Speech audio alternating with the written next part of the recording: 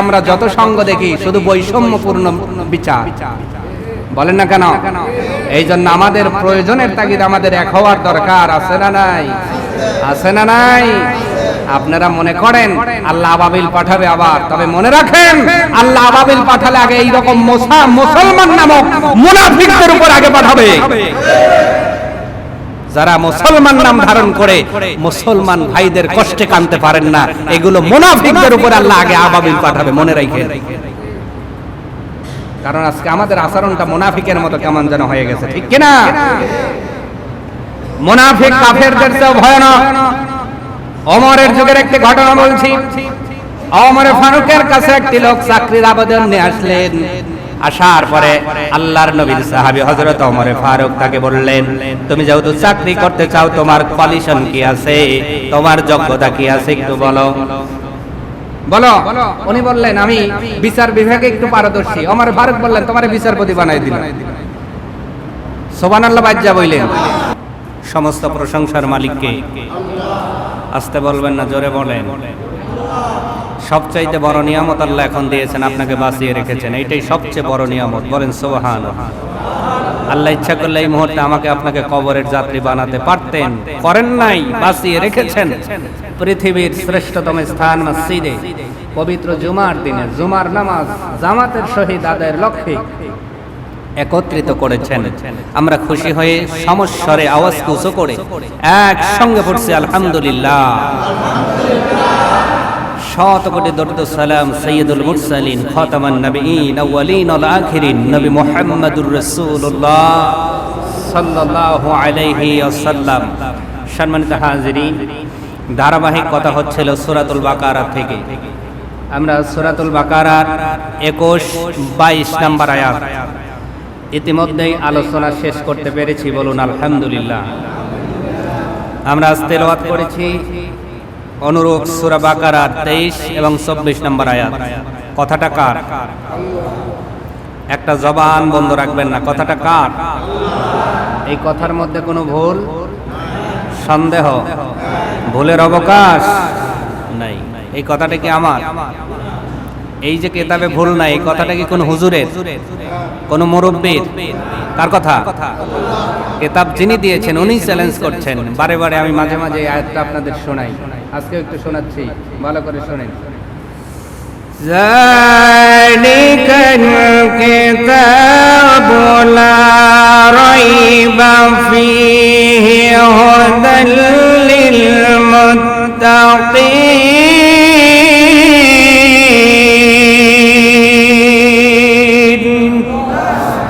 আল্লাহ রাব্বুল আলামিন ডেকে বলেন, পৃথিবীর মানুষেরা, এমন একটা কিতাব, এমন একটা গ্রন্থ আমার হাবিবের উপরে আমি আল্লাহ প্রেরণ করলাম, নাজিল করলাম, যেই কিতাবের ভিতরে সন্দেহ তো দূরের কথা, সন্দেহের অবকাশ মাত্র নাই।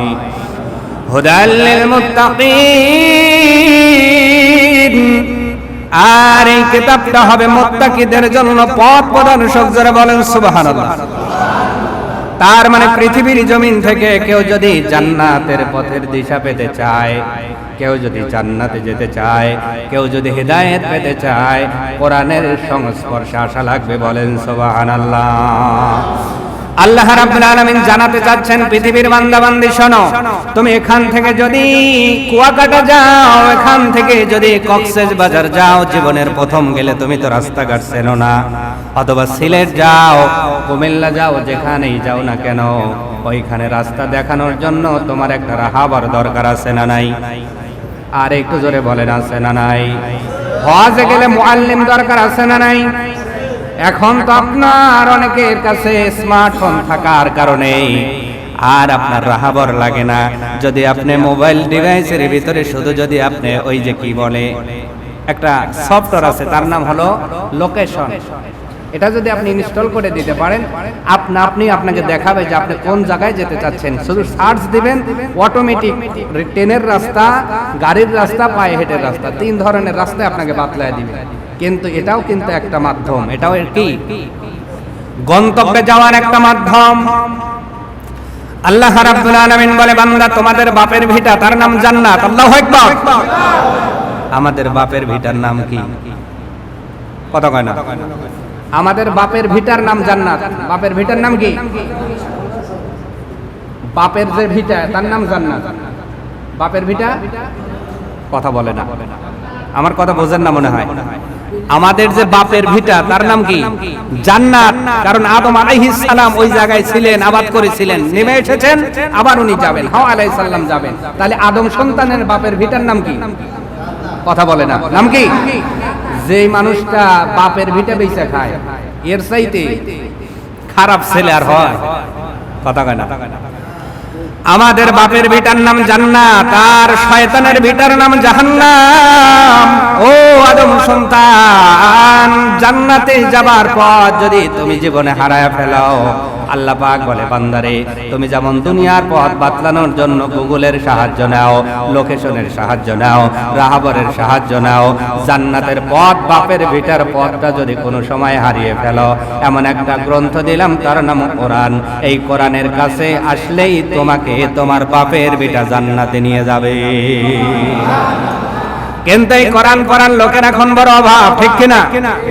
আমার মস্তিষ্কের ভিতরে অনেক গান পাওয়া যাবে, এমন মানুষ আছে আমার অন্তরের ভিতরে অনেক ঝগড়া পাওয়া যায়, গালি পাওয়া যায়, অনেক গান পাওয়া যায়, গীবত পাওয়া যায়। শুধুমাত্র মুসলমানের ঘরের মুসলমানের অন্তরের ভিতরে আল্লাহর কোরআনের আয়াতগুলো খুঁজে পাওয়া যায় না। সেই কোরআনটা আমাদের জানার দরকার আছে না নাই? আমাকে জানানো হয়েছে সকালবেলা, আমি জানলাম আপনাদের এই নাদাতে আগামীকাল শনিবার একজন মানুষ আসবেন কোরআন শিখানোর জন্য। বলেন সুবহানাল্লাহ। বৃদ্ধদেরকে শিখাবেন, বলেন সুবহানাল্লাহ। শিখবেন আপনারা? অবশ্যই এই দলে আপনারা শরীক হবেন, আল্লাহ যেন তৌফিক দান করে, বলেন আমিন। কোরআনটা জানার বড় দরকার। এই কোরআন হলো আপনার বাপের ভিটার, হলে আপনাকে ঈদের সার্টিফিকেট দেবে। আর যেই সমস্ত মানুষগুলো তার বাপের ভিটা, তার মানে আমাদের আদি পিতা আদম আলাইহিস সালামের ভিটা জান্নাত, এই জান্নাত বলে যারা জাহান্নামের পথে আছে, এরা বাপের ভিটা বেইচা খাইছে, জাহান্নামে শয়তানের ভিটায় তারা যাবে। জোরে বলেন নাউজুবিল্লাহ। আবার ভাইরা শুনুন, আল্লাহ রাব্বুল আলামিন কি বলছেন তেলাওয়াতকৃত আয়াতের ভিতরে? আল্লাহ রাব্বুল আলামিন বলছেন, ওয়া ইন কুনতুম ফি রাইবিম মিম্মা নাযালনা আলা আবদিনা। ও পৃথিবীর মানুষ, যদি তোমরা সন্দেহের ভিতরে থাকো, তোমাদের অন্তরে যদি এইটা সন্দেহ জাগে যে কোরআনটা কি, এটা কোনো এই যে দুনিয়ার বই আছে, কিতাব আছে, এইরকম একটা সাধারণ বই মনে হয়, এইরকম একটা সাধারণ কিতাব মনে হয়, আল্লাহ পাক চ্যালেঞ্জ ছুড়ে দিয়ে বলছেন, পৃথিবীর বান্দা বান্দে, কোরআন সম্পর্কে যদি তোমার অন্তরে এরকম সন্দেহ এসে যায় যে এরকম কোরআন তো হয়েই থাকে, বা এরকম কিতাব তো সহজ একটা ব্যাপার, আল্লাহ পাক বলছেন, ফাতু বিসূরাতিম মিন মিসলি, তাহলে তোমরাই কোরআনের সূরার ভিতর থেকে অনুরূপ একটি সূরা নিয়ে এসে দেখাও। চ্যালেঞ্জটা কার? আস্তে বলবেন না, জোরে বলেন। চ্যালেঞ্জটা করলেন কে? এই চ্যালেঞ্জ দেওয়ার পরে তদানীন্তন মক্কার যেই আপনার কাফেররা ছিল, এর ভিতরে কিছু লোক ছিল কবিতায়, আরবি কবিতায় অত্যন্ত পারদর্শী। তারা চিন্তা করলো, আমরা তো আরবি ভালোই জানি, কবিতা তো ভালোই লিখতে পারি, তাহলে মুহাম্মাদের উপরে যেই কিতাবটা নাজিল হয় তার রব নাকি চ্যালেঞ্জ দিয়েছে, অনুরূপ একটি সূরা আনা লাগবে, আমাদের এরকম কোনো ব্যাপার না। নাউজুবিল্লাহ। এই চিন্তা যখন করলেন, আল্লাহ রাব্বুল আলামিন তার হাবিবকে জানালেন, হাবিব, আপনার কোরআনে কারীমের সবচাইতে একটি ছোট সূরা, নাম তার সূরাতুল কাউসার। নাম কি? এর চাইতে ছোট সূরা আছে? সবচাইতে ছোট সূরা। আল্লাহ পাক বলেন, হাবিব, আপনি এই তিনটা আয়াত লিখে কাবার দেওয়ালে টানায়া দেন। আল্লাহু আকবার। এর চাইতে বড় চ্যালেঞ্জ আর আছে? ওপেন চ্যালেঞ্জ দেন টানায়া। যদি জ্ঞানের বহর থাকে, যদি মানুষের জ্ঞানের ক্ষমতা এতই থাকে, দেন টানায়া। ইন্না আ'তাইনাকাল কাউসার ফাসাল্লি লিরাব্বিকা ওয়ানহার ইন্না শানিআকা হুয়াল আবতার। প্রাণ খুলে বলেন আল্লাহু আকবার। আল্লাহর হাবিব টানায় দিলেন কাবার দেওয়ালে, আর চ্যালেঞ্জ করলেন, ও মক্কার কবিরা তোমরা তো আরবি ভাষায় বড় পারদর্শী, এ বাংলাদেশের মানুষ তোমরা যারা বাংলা ভাষা ভাষীর লোক, যারা আরবি ভালো করে বোঝো না, যারা হজে গেলে বলে আজান আর সূরা ফাতিহাটাই বাংলায় বলে, তাছাড়া সব কিছু আরবি, এমন লোক আছে না নাই? যদি জিজ্ঞাসা করা যায়, মানে আরবি তো জানে না, আয়েশা জিজ্ঞেস করছে, হাজী সাহেব মক্কায় তো গিয়েছিলেন, মদিনায় গিয়েছিলেন, কি শুনলেন, কিছু বুঝলেন কিনা? অনেক মানুষ যারা আরবি বোঝে না তারা বলে ওই আজান আর আলহামদুলিল্লাহ সূরাটাই বাংলায় বলে, এছাড়া সবই আরবি। নাউজুবিল্লাহ বলে। আজান কি বাংলায় না আরবি? সূরা ফাতিহা বাংলা না আরবি? কিন্তু ওই যে শুনতে শুনতে মুখস্থ হয়ে গেছে, উনি চিন্তা করছে বাংলাদেশেও যেমন আজান দেয় সৌদি আরবে তেমনি, এই জন্য এইটা মনে হয় বাংলা। না না, এটা বাংলা না। আমি বোঝাতে চাচ্ছি বাংলাদেশের মানুষ, এমন কিছু মানুষের সামনে আল্লাহ পাক ওপেন চ্যালেঞ্জ করলেন, যারা আরবি ভাষায় অনার্গল কথা বলতেন, আরবি ভাষা নিয়ে রিসার্চ করতেন, আরবি ভাষার উপরে বড় দক্ষ পাগ্য অভিজ্ঞ ছিল, এদের সামনেই আল্লাহ চ্যালেঞ্জ করে দিলেন একটা সূরা, সূরাতুল কাউসার লিখে দেওয়া হলো। এবার মক্কার সব কবিগুলো নিয়ে রিসার্চ শুরু করলো। দীর্ঘ কয়েক মাসের রিসার্চের পরে তারা বলে দিল, ইন্না আ'তাইনাকাল কাউসার লাইসা হাযা কালামুন বাশার। ওই বড় বড় কবিরা ডাকতে বলল, মক্কার মানুষ, এতদিন মনে করেছিলাম এইটা সাধারণ কোনো মানুষের বানানো রচিত কোনো কবিতা হতে পারে, কোনো গদ্য হতে পারে, কিন্তু আমরা যখন কয়েকটা মাস একটি আয়াতে রিসার্চ করলাম, সামনে মিললে পিছনে মেলে না, পিছনে মিললে মাঝখানে মেলে না। আল্লাহু আকবার। আমরা এই মক্কার বড় বড় কবিরা ঘোষণা দিলাম, লাইসা হাযা কালামুন বাশার, এটা কোনো মানুষ রচিত ভাষা নয়, এটা কোনো মানুষ রচিত ভাষা নয়, নিঃসন্দেহে এটা হলো আসমানি আওয়াজ। মক্কার বড় বড় কবিরা বলেছে, আমরা যেহেতু পারলাম না, আমার মনে হয় কিয়ামত পর্যন্ত কোনো মানুষ এই কিতাবের অনুরূপ কোনো সূরা দূরের কথা একটি আয়াতও তারা আনতে পারবে না। আল্লাহু আকবার। আজ 1500 বছর কোরআন নাজিলের বয়স কত? 1500 বছর এযাবৎ পর্যন্ত কেউ কি একটা আয়াত বানাতে পেরেছে? কিয়ামত পর্যন্ত কি পারবে? কেন পারবে না? আল্লাহ ওপেন চ্যালেঞ্জ করলেন, পৃথিবীর মানুষ, যদি তোমরা সন্দেহের ভিতর থাকো আমি আমার নবীর উপরে কি নাজিল করেছি, যদি এরকম সন্দেহ থাকে, আর যদি তোমার যদি জ্ঞানের এত হেডাম থাকে, জ্ঞানের যদি একটা বাহাদুরি থাকে, যদি জ্ঞানের একটা তোমার ক্ষমতা থাকে, ফাতু বিসূরাতিম মিন মিসলি, অনুরূপ একটি সূরা এনে দেখাও। আর যদি তোমরা এই তোমাদের যুক্তিতে সত্যবাদী হও, জোরে বলেন না সুবহানাল্লাহ। ইন কুন ওয়াদউ শুহাদাকুম মিন দুনিল্লাহি ইন কুনতুম সাদিকিন। আল্লাহ রাব্বুল আলামিন বলে, ওয়াদউ শুহাদাকুম, এবং এই কাজে তোমরা যদি হেল্পার চাও, কি চাও? হেল্পার বোঝেন? হেল্পার বোঝেন? এই যে রাজমিস্ত্রি, আমার ওই যে মিস্ত্রি ভাই যে কাজ করতেছে, আর হেল্পার আছে না নাই? উনি হলো হেড মিস্ত্রি, ওনার হেল্পারের কাজ হলো আগায়া দেওয়া, ঠিক কিনা? মশলা লাগবে মাখাও, রড লাগবে আনো, বাঁকা জিনিস সোজা করো, তাড়াতাড়ি কি আছে যে আপনার গুণা লাগাও, সব কিছু হেল্পার করে। আর মেইন যিনি কন্যে ধরে আছে, উনি মাঝে মাঝে কন্যে জায়গার গুলো, এই বাঁকা হইছে সোজা কর, ঠিক কিনা? কথা বলে না, ঠিক কিনা? শুধু এই জায়গায় হেল্পার না, সব জায়গায় হেল্পার আছে না নাই? আল্লাহ রাব্বুল আলামিন বলছে, পৃথিবীর মানুষ, তোমার জ্ঞান যদি একা না কুলায়, ওয়াদউ শুহাদাকুম মিন দুনিল্লাহ, এক আল্লাহ ব্যতীত যত খুশি হেল্পার নিয়ে নাও, যত খুশি সাহায্যকারীদের ডাকো, তোমার ভাই বেরাদার আত্মীয় স্বজন তামাম পৃথিবীর বুকে জিন ইনসানের ভিতরে যতগুলো হেল্পার লাগে নিয়ে নাও, মিন দুনিল্লাহ, একমাত্র আল্লাহ ব্যতীত, কারণ আল্লাহর পাওয়ার আছে না নাই? আল্লাহ চাইলে তো আবার নাজিল করতে পারবেন। এই জন্য আল্লাহ ব্যতীত সব সাহায্যকারীদের ডাকো, ইন কুনতুম সাদিকিন, যদি তোমরা তোমাদের দাবিতে সত্যবাদী হও। তার মানে পৃথিবীর মানুষ যারা দাবি করে কোরআন একটি বানানো কিতাব, গল্পের কিতাব, এদের দ্বারা এই আয়াত দ্বারা আল্লাহ চ্যালেঞ্জ করে দিয়েছেন পৃথিবীর বান্দা বান্দি, শুধু মুখে বললে হবে না, কাজে প্রমাণ করে দেখাও, ঠিক কিনা? আমার ভাইয়েরা, এই কোরআন নিয়ে আজকে ষড়যন্ত্র আছে না নাই? কথা বলেন না কেন? মুসলমানদের কোরআন নিয়ে ষড়যন্ত্র চলছে, ঠিক কিনা? কথা বলে না।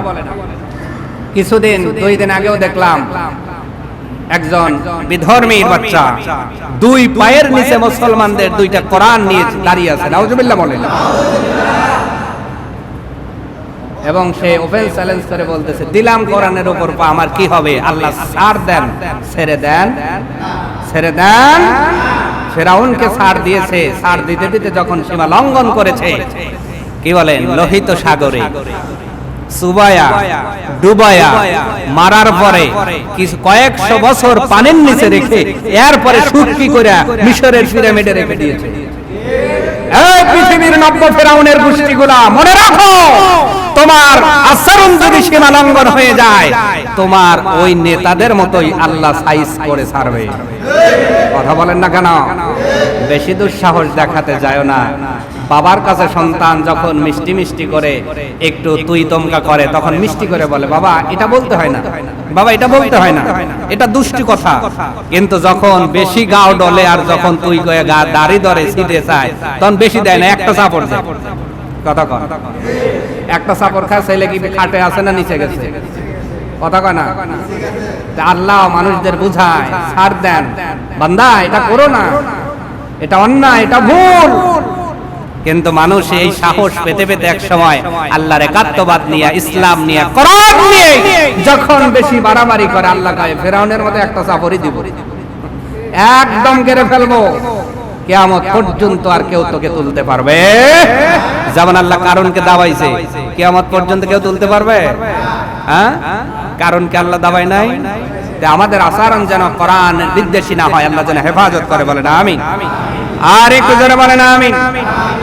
চ্যালেঞ্জ শুধু আল্লাহ পাক এখানেই দেন নাই কোরআনের ব্যাপারে, অন্য এক জায়গাতেও আল্লাহ রাব্বুল আলামিন সূরা কাসাসের 49 নম্বর আয়াতের ভিতরে চ্যালেঞ্জ করে দিয়েছেন, উল ফাতু বিকিতাবিম মিন ইনদাল্লাহি হুয়া আহাদায়া মিনহুমা আত্তাবিউহু ইন কুনতুম সাদিকিন।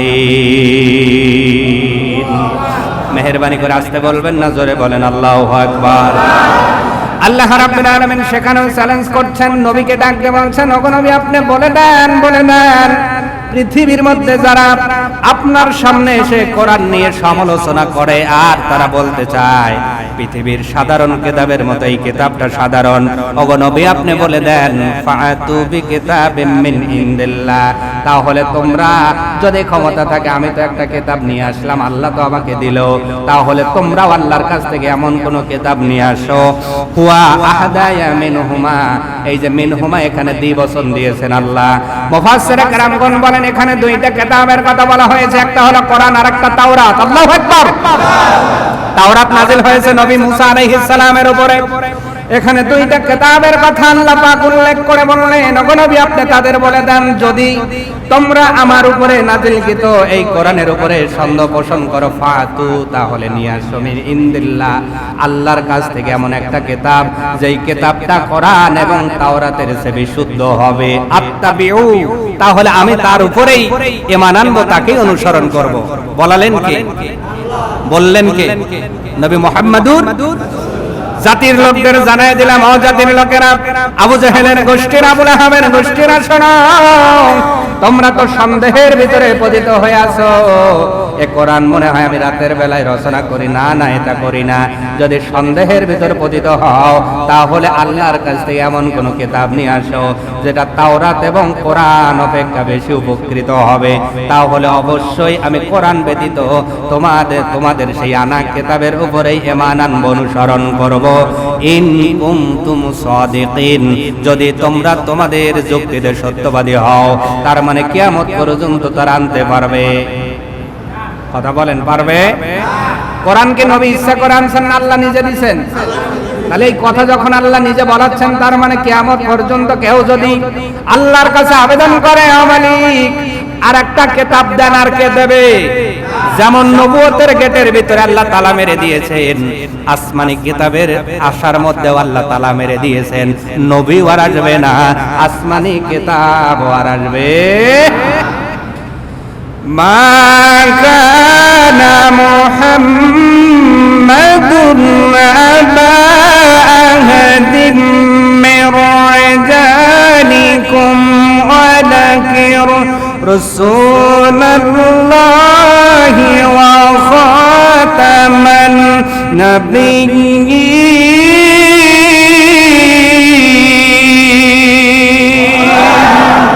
আল্লাহ রাব্বুল আলামিন কোরআনে হাকিমের ভিতরে বলেন, মুহাম্মদ সাল্লাল্লাহু আলাইহি ওয়াসাল্লাম এমন একজন মানুষ, আবা আহাদিন মির রিজালিকুম, যাকে আমি আল্লাহ কোন প্রাপ্ত বয়স্ক পুরুষের বাবা বানাই নাই। আল্লাহু আকবার। কথা কার? ওয়ালাকিন রাসূলুল্লাহ, কিন্তু তিনি আল্লাহর রাসূল। আল্লাহ কেন তাকে প্রাপ্ত বয়স্ক পুরুষের বাবা বানালেন না, এই পয়েন্টে কথা বলতে গেলে সময় লাগবে, যেহেতু আমাদের নামাজ সামনে। আমরা সংক্ষিপ্তভাবে আলোচনাটা শেষ করতে চাচ্ছি। আল্লাহ রাব্বুল আলামিন বলেন, বান্দা বান্দী শোনো, আমার নবীকে আমি কোন প্রাপ্তবয়স্ক পুরুষের বাবা বানাই নাই। ওয়ালাকিন রাসূলুল্লাহ, কিন্তু তিনি আল্লাহর রাসূল, ও খাতামান নবিয়্যিন, এবং হলো নবীদের শেষ নবী। তাকে দিয়ে আমি নবুয়তের গেটের মধ্যে তালা মেরে দিয়েছি। ওই গেট দিয়ে আর কোন নবী আসবে না, নবী আসবে না, আর কোন আসমানি কিতাব আসবে। আল্লাহ যেমন নবী আসার পথকে বন্ধ করে দিয়েছেন, আসমানি কিতাব আসার পথটা আল্লাহ বন্ধ করে দিয়েছেন। নবী আখিরাত পর কিয়ামত পর্যন্ত নবী যেমন তার অনুসারী থাকবে, কোরআনটাও একটাই থাকবে, দ্বিতীয় কোনো আসমানি কিতাব আর জমিনে আসবে না। কিন্তু আল্লাহ পাক বলছেন, বলেন নবী আপনি জানায় দেন, সূরা কাসাসের মধ্যে 49 নম্বর আয়াত আল্লাহ পাক বলছেন, হাবিব আপনি বলেন, যদি মানুষ নাই ছাড়ে আল্লাহর কাছ থেকে এমন একটা কিতাব নিতে বলে, কিন্তু আল্লাহ কি দেবে? আল্লাহ তো দরজায় তালা মারছে, তালা মারলে কি আর ওই তালা খোলা যায়? বলে না, আল্লাহ তো খুলবেন না আর দিবেন না। এই জন্য তাদেরকে বলা হলো, নিয়ে আসো আল্লাহর কাছ থেকে এমন কোন কিতাব, যেই কিতাবটা পূর্ববর্তী তাওরাত এবং বর্তমান কোরআনের উপরে প্রাধান্য পায়, এমন কিতাব যদি তোমরা আনতে পারো, আমার আল্লাহ বলেছেন, নবী বলেন আমার আল্লাহ বলেছেন, সেই তার উপরেই আমি অনুসরণ করব। ইন কুনতুম সাদিকিন, যদি তোমরা সত্যবাদী। কিন্তু তারা কি সত্যবাদী ছিল? কথা বলেন, আজকেও কি সত্যবাদী বেশি না মিথ্যাবাদী বেশি? দেখে তো মনে হয় আজরাইল আলাইহিস সালামের চাচতো ভাই, মনে হয় না? আমার কথাই চিন্তা করেন, আমার দেই বলি, যখন রাস্তা দিয়ে যাই মানুষ তো সম্মান দিতে, হুজুর আসতেছে, কি হুজুর, বাহ। কিন্তু আমার মতো মাওলানারাও এখন মিথ্যা কথা না বললে পেটের ভাত হজম হয়। এই যে সিজন আসতেছে, আসলেই ডেট নাই, ডেট আসলেই আপনার ডেট তার নাই, ডেট কিছু ফাঁকা আছে। কিন্তু একজন যদি ফোন দেয় ওই যে টাকা বাড়ানোর জন্য, কয় ভাই ডেট ফাঁকা নাই, কথা কয় না, আরো আসতে ডেট কি নাই, অথচ এই মাসেও দেখা যাবে 3-4টে ডেট তার অটোমেটিক ফাঁকা আছে। তারপরে ওই পাশ থেকে যখন বলতেছে, হুজুর একটু দাওয়াতটা নিলে উপকার হয়, আমরা একটু ধরায় টরায় দেব, তখন বলে দেখি তাহলে ওই ডেটটা মনে হয় যে একটু ছোটখাটো ডেট, ওইটা একটু সরায় আপনাদেরটা ঢোকানো যায় কিনা।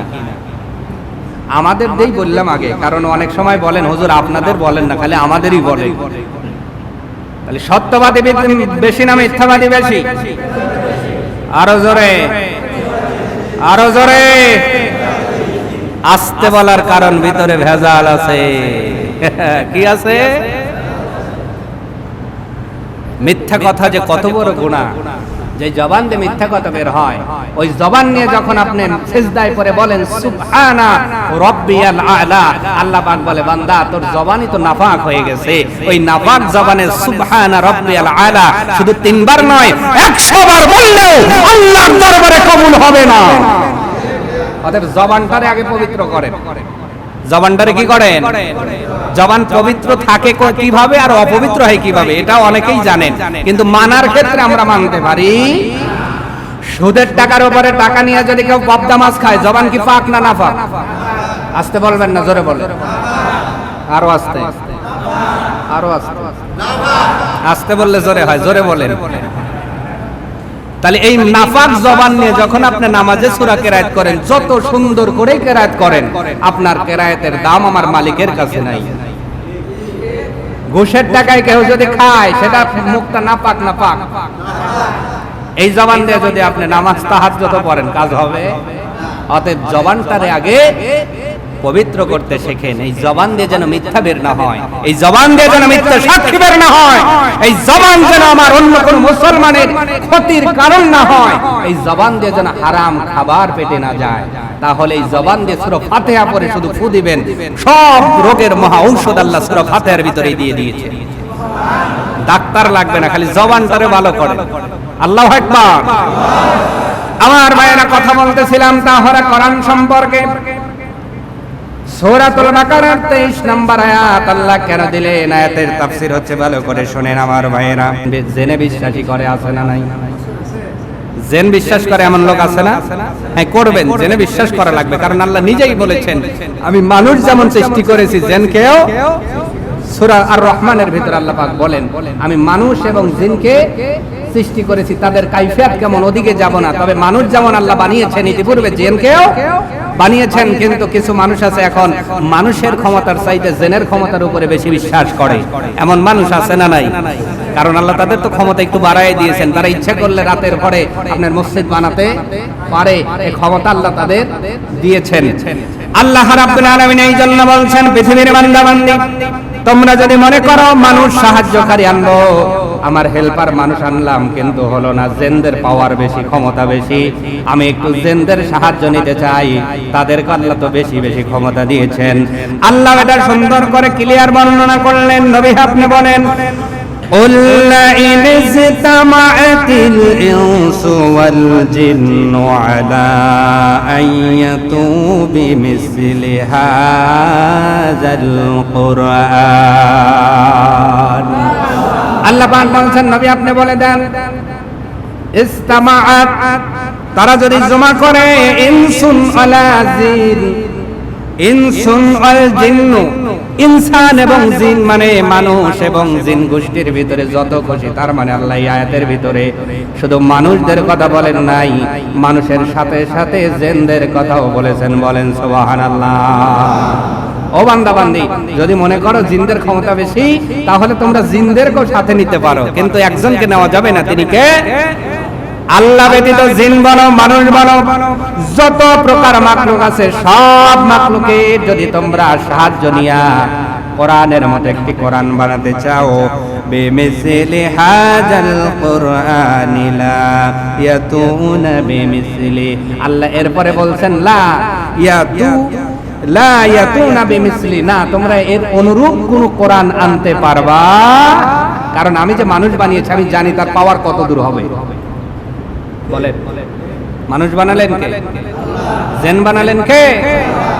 এদের ক্ষমতার যে সীমা, এটা আল্লাহ জানেন না? আপনার কতটুকু সীমা ক্ষমতা যাবে, কত দূর যেতে পারে, এইটা আল্লাহর কাছে খবর আছে না নাই? কারণ যিনি লাইট বানালেন, মানুষের ভিতর থেকেই লাইট বানিয়েছেন, এই লাইটের পাওয়ার কত হবে, 100 ওয়াট না 50 ওয়াট না 20 ওয়াট, উনি বলে দিয়েছে।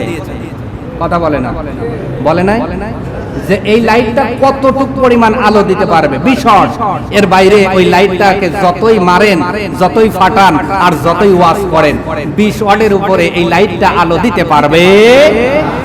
লাইট যিনি আবিষ্কার করলেন, ওয়াট দিয়ে দিলেন, এইটা 20 ওয়াট, এইটা 50 ওয়াট, এইটা 100 ওয়াট, এইটা 1000 ওয়াট। আল্লাহু আকবার। আল্লাহ রাব্বুল আলামিন বলেন আমি মানুষ বানালাম, وما خلقت الجن والإنس إلا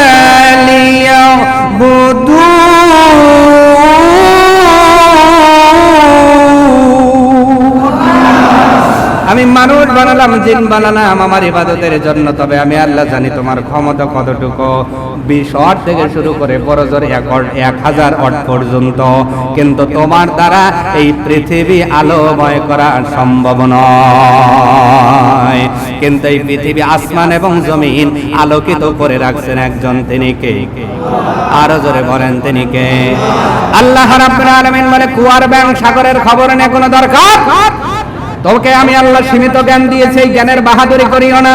যেই সীমিত জ্ঞান দিছি বাবা চেনার জন্য, মা চেনার জন্য, কোরআন বোঝার জন্য, কোরআন বুঝে আমল করার জন্য।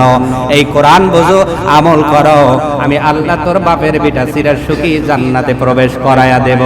আর যদি জ্ঞানটা পাইয়া বাহাদুরি করো, আবু জাহাল, আবু লাহাবের মতো, ফিরাউনের মতো, নমরুদের মতো জ্ঞানে যদি বাহাদুরি কইরা কোরআন বিদ্বেষী হয়ে যাও, যদি ইসলাম বিদ্বেষী হয়ে যাও, মনে রাখো আমি আল্লাহ সেই যুগের ফেরাউন নমরুদকে যেমন শায়েস্তা করেছি, আমি যখন আবু লাহাব, আবু জেহেলকে শায়েস্তা করেছি, এই যুগের ডিজিটাল আবু লাহাব, আবু জেহেলের দোসরদের সাইজ করতে আল্লাহর সময় লাগবে না। ঠিক কিনা? বর্তমানে সবচেয়ে আবু জেহেলের গোষ্ঠীগুলো এই যে ইসরায়েলে মাথা ছাড়া দিয়েছে, ঠিক কিনা? এগুলো ডিজিটাল যুগের ডিজিটাল আবু জাহালের গোষ্ঠী। কথা কন। ফিলিস্তিন থেকে আমাদের কলিজার মুসলমান ভাইদের বের করে দেওয়া হচ্ছে, তবে অপেক্ষা চিন্তার কোনো কারণ নাই। ইতিহাস ঘাটলে পাওয়া যায়, মুসা নবী যখন সাগর পার হয়ে গেলেন, ওই পর্যন্তই আপনারা অনেক ঘটনা জানেন, কিন্তু পরের ঘটনাটা জানেন না অনেকেই।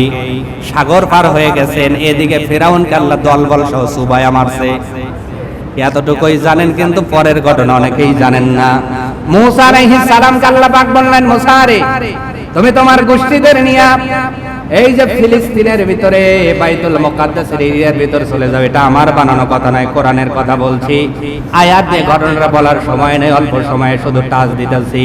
মনে কইরো না অস্ত্র নাই, মনে কইরো না তোমাদের বল নাই, শুধু জুতা স্যান্ডেল নিয়ে যাইবা, বিজয় একজন দিবে। জোরে বলেন, তিনি কে?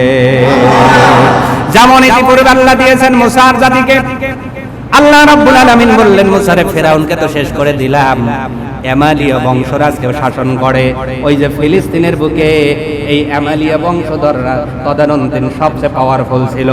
ওই সময় তাদের মতো অস্ত্র কারো ছিল না। আজকে যেমন আমেরিকা সবচেয়ে ক্ষমতাধর, ওই সময় তারা আমেরিকা বংশধর গুলো সবচাইতে ক্ষমতাবান ছিল। মুসা আলাইহিস সালাম বললেন, আল্লাহ আমাদের কাছে তো অস্ত্র শস্ত্র কিছুই নাই, শুধু লাঠি জুতা, এছাড়া তো আর কিছুই নাই।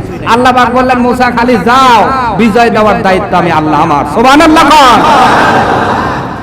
কিন্তু এরপরেও কিছু লোক বেঁকে বসলো, ডাকতে বললো, মুসা আমাদের আর দরকার নাই, অনেক হয়েছে, তুমি আর তোমার রবই যুদ্ধ করো, আমরা যাব না। শুধুমাত্র যুদ্ধে না যাওয়ার কারণে আল্লাহ জাতিকে 40 বছর পর্বতের ভিতরে জেলখানায় বন্দী করেছিল। অপেক্ষায় থাকো। আজকে যারা ফিলিস্তিন দেখে মুখ ঘুরে নিচ্ছ, মনে করছে আমরা এখানে শান্তিতেই আছি। যুদ্ধে যদি না যাওয়ার মন থাকে, আপাতত অন্তর থেকে যদি ভালোবাসাও না দেখাতে পারো, তোমাদেরকে আল্লাহ এই দুনিয়াতেই জেল খাটায় ছাড়বে। কেমন জেল আল্লাহ তিন পর্বতের ভিতরে বানিয়েছিলেন শোনো ভালো করে। মুসা নবীর সাথে তারা সঙ্গ দেয় নাই, বাইতুল মুকাদ্দাস সেই মসজিদের আপনার ভিতরে তারা যায় নাই যুদ্ধ করার জন্য। এই জন্য আল্লাহ পাক কি জেল বানালেন, মরুভূমির মধ্যে এমন একটা জায়গায় তারা রইল। তারা সারাদিন হাঁটে তারা সিরিয়ায় যাবে। সকালবেলা হেঁটে যেই সন্ধ্যাবেলা হয়, তাকায়া দেখে যেই জায়গা থেকে রওনা দিছে আবার ঘুরে সেই জায়গাতেই আসছে। ক্ষমতা কার? জোরে বলেন কার? খাবার নাই, পানি নাই, হাজার হাজার মানুষ মারা গিয়েছে 40টা বছর। আল্লাহ ওই প্রান্তরের ভিতরে, মরুভূমির ভিতরে মানুষদেরকে জেলের মধ্যে বন্দী করেছিলেন। দুনিয়ার সেল লাগে, দুনিয়ার জেলের মধ্যে পাহারাদার লাগে। আর আল্লাহ যদি জেলে আটকায়, পাহারাদার লাগে না, সেল লাগে না, ওই ভূমির মধ্যেই তোমাদের জেলের মতো করে দিতে পারে। অতএব ফিলিস্তিনের বাইরে যা আপনার যেরকম তাদের উপর আক্রমণ হচ্ছে, ছোট্ট ছোট্ট মানুষ, তাদের রক্ত পর্যন্ত ঝরতেছে। মুসলমান, তোমার বিবেক কোথায়? আজকে কিছুই বলা লাগবে না, যা আছে তা নিয়ে যদি ঝাঁপায়া পড়তে পারো। মুসা নবীর জাতিকে আল্লাহ যেই আল্লাহ বিজয় দিয়েছিল সেই আল্লাহ এখনো আছে না নাই? কিন্তু আমরা সামান্য বিবৃতি পর্যন্ত দিতে পারি না, অন্তর কাঁদে না, আমরা দোয়া করতে পারি না। ফিলিস্তিনের দিকে তাকালে হৃদয়ের ব্যথা জাগ্রত হয়ে যায়। আহারে, ছোট্ট ছোট্ট ছেলে মেয়ে তার মায়ের কবরে কাঁদছে, বাবার কবরের পাশে কাঁদছে। এক ভাই মারা গেছে, বড় ভাই আহত অবস্থায় ছোট ভাইকে বিদায় জানাচ্ছে হাসপাতালের বেডে, ছোট্ট মানুষ। আর আমরা কোথায় আছি? এক হওয়ার দরকার আছে না নাই? এই জোরে বলেন, আছে না নাই? কওমি আলিয়া চরমনাই ফুরফুরা যা বলেন, কোন দলাদলের সময় নাই, এক হওয়া লাগবে। কারণ বিজাতি যখন মারা শুরু করে ওরা কওমি আলিয়া দেখে না, খালি দেখে মুসলমান কিনা। মুসলমান হলেই তারা মারে। অতএব আমরা দলাদলি বাদ দিয়ে এক হওয়ার দরকার আছে না নাই? জোরে বলেন, আছে না নাই? এখন তামাম পৃথিবীতে মাত্র 1.5 কোটি ইহুদি, মুসলমান প্রায় 200 কোটি। কত? যদি থুতু ফেলে পাওয়া যাবে? পাওয়া যাবে? বিশ্বের বুকে সবচাইতে আপনার ভালো খেলোয়াড়ের ভিতরে কয়েকজন মুসলিম খেলোয়াড় আছে, তার ভিতরে একজন নাম মোহাম্মদ সালাহ। নাম কি? ইনি বিবৃতি দিয়েছেন করিম বেনজেমা ফ্রান্সের খেলোয়াড়, কিন্তু মুসলমান। উনি বিবৃতি দিয়েছেন, ওনারা দুইজনে একই বিবৃতি দিয়ে সমকক্ষ বিবৃতি দিয়ে বলছেন, বিশ্বের মুসলিম নেতাগুলো এক হয়ে যাও, এমনি আল্লাহ তোমাদের গলায় বিজয়ের মালা পরায় দেবে। তারা ফুটবল খেলে খবর রাখার সময় পায়, আর আমি চাষটলে চা খাই, কিন্তু আমার ফিলিস্তিনের ভাইদের খবর নেওয়ার সময় পাই। এই খবরগুলো রাখার দরকার আছে না নাই? প্রতিবাদ করার দরকার আছে না নাই? আজকে পৃথিবীতে যত সংঘ বলেন, যত সংস্থা বলেন, সব সংঘ সংস্থাগুলো এন্টি মুসলিম এবং বিজেপির পক্ষে তারা কাজ করে, মুসলমানদের পক্ষে সংঘ খুব কম। কথা বলেন, কথা বলেন। জাতিসংঘ বলে একটা সংগঠন আছে না নাই? কাশ্মীর আমার মুসলমান ভাইদেরকে 50 বছরের উপরে মারছে বিজাতির বাচ্চাগুলো। এ যাবৎ পর্যন্ত এরকম কোন বিবৃতি দেয়? আফগানিস্তান 80 বছরের উপরে হত্যা করেছে মানুষ, মুসলমান। কোন বিবৃতি, কোন সাহায্য? কিন্তু সামান্য একটি দেশ ইউক্রেন, যেই আহত হলো জাতিসংঘের মাথা ব্যথা শুরু হয়েছে। তারা বিবৃতি দেয় যুদ্ধ চলবে না, শান্তি চাই। আপনাদের শান্তি কোথায় যায়? যখন বিশ্বের বুকে মুসলমান জাতি মার খায়, তখন আপনাদের এই বিবৃতিগুলো কোথায় যায়? কথা বলেন না কেন? আমি মনে করি সকলকার জন্য নিয়ম সমান হওয়া দরকার, ঠিক কিনা? না হলেই এই পৃথিবীতে শান্তি ফিরে আসবে, অন্যথায় শান্তি ফিরে আসার কোনো সম্ভাবনা। ওমর যখন খেলাফতের দায়িত্বে, ওসমান যখন খেলাফতের দায়িত্বে, আবু বকর যখন খেলাফতের দায়িত্বে, তখন তারা কখনো বৈষম্য করে নাই। এই জন্য পৃথিবীতে শান্তি ফিরে এসেছিল। আজকে আমরা যত সঙ্গ দেখি শুধু বৈষম্যপূর্ণ বিচার। বলেন না কেন? এই জন্য আমাদের প্রয়োজনের তাগিদ আমাদের এক হওয়ার দরকার আছে না নাই? আছে না নাই? আপনারা মনে করেন আল্লাহ আবাবিল পাঠাবে আবার, তবে মনে রাখেন আল্লাহ আবাবিল পাঠালে আগে এইরকম মুসলমান নামক মুনাফিকদের উপর আগে পাঠাবে। যারা মুসলমান নাম ধারণ করে মুসলমান ভাইদের কষ্টে কানতে পারেন না, এগুলো মুনাফিকদের উপর আল্লাহ আগে আবাবিল পাঠাবে, মনে রাখেন। কারণ আজকে আমাদের আচরণটা মুনাফিকের মতো কেমন যেন হয়ে গেছে, ঠিক কিনা? মুনাফিক কাফেরদের চেয়েও ভয়ানক। ওমরের যুগের একটি ঘটনা বলছি। ওমর ফারুকের কাছে একটি লোক চাকরির আবেদন নিয়ে আসলেন। আসার পরে আল্লাহর নবীর সাহাবী হযরত ওমর ফারুক তাকে বললেন, তুমি যেহেতু চাকরি করতে চাও, তোমার কোয়ালিফিকেশন কি আছে, তোমার যোগ্যতা কি আছে, একটু বলো। বলো। উনি বললেন, আমি বিচার বিভাগে একটু পারদর্শী। ওমর ফারুক বললেন, তোমারে বিচারপতি বানাই দিলাম। সুবহানাল্লাহ বাজ্জা বললেন, আরো জোরে। কি বানাইছেন? অনেকে হেলো কাজ করছে। ওমর ফারুকের নিজের লোক ছিল না এরকম যোগ্য, কিন্তু তারে দেয় নাই, অন্য লোক তারে বিচারপতি বানাইছে। আর এখন আমাদের দেশে কাজ করে হেলো। কথা কথা হেলো ছাড়া কি আর কাজ হয়? হ্যাঁ আমার ভাইরা, ওমর ফারুক তার বিচারপতি বানালেন। যেই দিন বিচারপতি নিয়োগ দিলেন, পরের দিন সকালবেলা এসে বিচারপতি বলছে, আমিরুল মুমিনিন, আমি গত রাত্রে একটা স্বপ্ন দেখেছি। কি স্বপ্ন দেখেছো? বলে, আমি স্বপ্নে দেখলাম সূর্য আর চন্দ্রের মধ্যে যুদ্ধ লেগে গেছে। ওমর ফারুক বললেন, তুমি কার পক্ষ নিয়েছো? বিচারপতি ডাকতে বলেন, ওমর ফারুক, আমি সূর্যের পক্ষ না নিয়ে চন্দ্রের পক্ষ নিয়েছি। ওমর ফারুক বললেন, গতকাল চাকরি দিয়েছিলাম, আজকে চাকরি নট। আজকে চাকরি কেন চাকরি নট হলো? কারণ জানার দরকার আছে না নাই? গতকাল চাকরি অ্যাপার্টমেন্ট লেটার দিল, একদিন বয়স হয় নাই, চাকরি নট হয়ে গেল। লোকটা চাকরি চলে যাওয়ার কারণে ওখান থেকে চলে গেলেন, কিন্তু কোন কারণে চাকরি গেল এইটা উনি জিজ্ঞাসা করেন নাই। ভয়, কারণ ওমর কথা বলে কম, কাজ করে। ওমরের মতো বড় মানুষ পৃথিবীতে আর আছে নাকি? এ জোরে বলেন, আছে না নাকি? তবে ওমরের মতো একটা ওমর বর্তমানে ফিলিস্তিনে দরকার আছে না না? একটা ওমর যদি এখন ফিলিস্তিনে আসে, সব ঠান্ডা, ঠিক না? আমার ভাইরা, ওমর ফারুক এবার সাহাবীদের বললেন, আল্লাহর নবীর সাহাবীরা, তোমরা শোনো, আমি কেন তার চাকরি নট করে দিলাম তোমরা কি জানো? বলে, না আমিরুল মুমিনিন, আমরা বুঝি নাই। ওমর ফারুক বললেন, এই লোকটা স্বপ্নে দেখেছে ঠিক, কিন্তু তার পক্ষ নেওয়া উচিত ছিল সূর্যের, কিন্তু সে নিয়েছে চন্দ্রের। কারণ সূর্য থেকে আলো চন্দ্র নেয়, এরপরে রাতের বেলায় সাপ্লাই দেয়। যার কাছ থেকে আলো নিল তার পক্ষ না নিয়ে যে নিল তার পক্ষ নিল। তার মানে এই লোকটা মুসলমানদের পক্ষে কাজ করবে না, অদূর ভবিষ্যতে এই লোকটা বিজাতীয়দের পক্ষে কাজ করবে। বলেন নাউজুবিল্লাহ।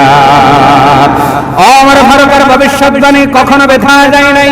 পরবর্তী সময় ওই লোকটা যখন হক আর বাতিলের পক্ষে যুদ্ধ হয়েছিল, মুসলমান বিজাতির পক্ষে যুদ্ধ হয়েছিল, তখন ওই লোকটা মুসলমানদের পক্ষ না নিয়ে বিজাতির পক্ষে অবস্থান নিয়েছিল। বলেন নাউজুবিল্লাহ। আজকে মুসলমানের ঘরে জন্ম নেয়, মুসলমানেরটাই খায়, মুসলমানের নামও নেয়, কিন্তু অন্তরের মধ্যে মুসলমানের দরদ নাই। কথা আসতে বলতেছেন কেন? আছে না নাই? এইগুলো মুনাফিক, এইগুলো কি? আর মুনাফিক যাবে জাহান্নামের একদম নিচতলায়, কোনতলায়? যেই জায়গা থেকে আল্লাহ আগুন উৎপন্ন করেছেন, এই জায়গা থেকে মুসলমানগুলো আল্লাহ মুনাফিকদের দেবেন, এরপরে কাফের দেবেন। তার মানে মুনাফিকরা যত ইসলাম এবং মুসলমানের ক্ষতি করেছে, এরকম ক্ষতি কাফেররা পর্যন্ত করতে পারে নাই। বলেন নাউজুবিল্লাহ। আমার ভাইয়েরা, তাহলে ফিলিস্তিনদের জন্য আমাদের দোয়া আছে না নাই? আর একটু জোরে বলেন। এবং আমরা আহ্বান জানাচ্ছি, গোটা বিশ্বের যত মুসলিম কান্ট্রি আছে, মুসলমান শাসক যারা আছেন, আপাতত নিজেরা এক হয়ে একটা বিবৃতি দেন। যাওয়াও লাগবে না, শুধু যার যার জায়গা থেকে শুধু যদি বলেন যে আমরা আছি, দেখবেন এইগুলার মাথা চারা দিতে সাহস পাবে পাবে। কিন্তু এক মুসলমানরে মারে আর এক মুসলমান রাষ্ট্র কয় ঠিকই হয়েছে। যেমন আজকে আমাদের সমাজের চিত্র এইটা, আপন ভাইকে আর একজন এসে মারে আর কয় ঠিক হয়েছে। নাই মানে ওই যে জমিনে একটু বাড়াবাড়ি হয়েছে, একটু নাই ফাঁকি দিছে, 2 হাত বা 1 হাত বা ঘর দর নিয়ে যাই হোক, এমন ঘৃণা করছে নিজের ভাই। আর ভাই নিজের সহোদর ভাই আর একজন এসে মারতেছে, আর আপন ভাই ওই মধ্যে কয় ঠিকই হয়েছে। আমি কবে ঠেকে? সমাজের চিত্র এমন আছে না? কথা বলে না, আছে না? আছে না? একজন মুসলমান মার খায়, আমরা বলি ঠিক হইছে। এটা যে কতটা দুঃখজনক ব্যাপার বুঝবেন ওই দিন আপনার উপরে বিজাতিগুলো আক্রমণ করবে। যেই দিন মনে করিলেন না আপনি আজকে শান্তিতে আছেন, প্রতিবাদ না করে আজকে আপনি গুহার মধ্যে, গর্তের মধ্যে লুকায়া জীবনকে নিরাপদ মনে করতেছেন। যদি প্রতিবাদের ভাষা আপনার না পাল্টায়, এমন একদিন আসবে গর্ত থেকে বের করে করে মারবে। কথা বলেন না কেন? একটা মাছ আছে, নাম হলো বাইম মাছ। কি মাছ? কথা কন। বোয়াল মাছও গাবলা দেয়, কিন্তু মাঝে মাঝে সে জালে ওঠে, বড়জোর মাটি কেটে বাড়ায়, পেঁয়াজ জাল ফালালে আবার ধরা দেয়। কিন্তু বাইম মাছ ধরা দেয়, ও কেদর মধ্যে ঘরে আর মনে করে নিরাপদ, কিন্তু জাইলে কয় হ ওইটারে মানুষের জাল দে, তোরে মারবো টেটা দিয়ে, আর ওই যে কি পাগলা, কথাও কয় না। তার মানে যেইটা জাতি ভাইদের সঙ্গ না দিয়া ফাইটা নিজের চিন্তা বেশি করে ওইটার কপালে দুঃখ বেশি। মানে ওইগুলারে খালি হাত দিয়ে মারছে আর এইটারে কি দিয়ে মারে? পাগলা শোনেন, পাগলায় যখন বাইম বাজে আর কি ছোটার কোনো বুদ্ধি আছে? আজকেও যদি পৃথিবী জুড়ে সেই ফিলিস্তিন এবং আপনার বাইতুল আকসা সেই মসজিদের পক্ষ না নিতে পারো, নিজেদের মতো ঘরে থেকে গর্ত খুঁজে মনে করে নিরাপদ আছি, এমন একদিন আসবে বিজাতিগুলো তোমাদের পাগলার মতো বাজায়া নিয়ে এসে মারবে। অতএব বিশ্বের মুসলমান এক হওয়ার দরকার আছে না নয়? আর জোরে বলেন আছে না নাই? মরতে হলে একসাথে মরতে চাই, বাঁচতে হলে একসাথে বাঁচতে চাই। পৃথিবীর সব মুসলমান আমার ভাই, ঠিক কিনা? আল্লাহ পাক যেন আমাদের এক হওয়ার তৌফিক দান করে, সকলে বলেন আমিন। আর একটু জোরে বলেন আমিন।